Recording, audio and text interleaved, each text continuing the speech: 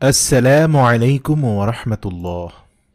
রাসূল সাল্লাল্লাহু আলাইহি ওয়াসাল্লাম দুনিয়া থেকে বিদায় নেওয়ার এক বছর পূর্বে জয়নব নামের এক ইয়াহুদি নারী রাসূল সাল্লাল্লাহু আলাইহি ওয়াসাল্লামকে হত্যার উদ্দেশ্যে তার বাড়িতে দাওয়াত দেন।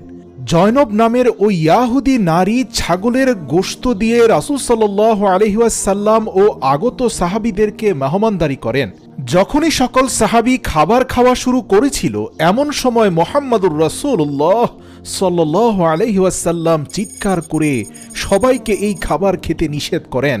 কেননা জিব্রাইল ফেরেশতা রাসূল সাল্লাল্লাহু আলাইহি ওয়াসাল্লামের কাছে একটু পূর্বে এসেই জানিয়ে গিয়েছেন, ইয়া রাসূলুল্লাহ, এই খাবারে বিষ মেশানো রয়েছে, আপনি সতর্ক হয়ে যান। কিন্তু ইতিমধ্যে একজন সাহাবী এক টুকরো গোশত খেয়ে ফেলেন এবং বিষক্রিয়া এত মারাত্মক ছিল যে মাত্র 5 মিনিটের মধ্যেই তিনি ইন্তেকাল করেন।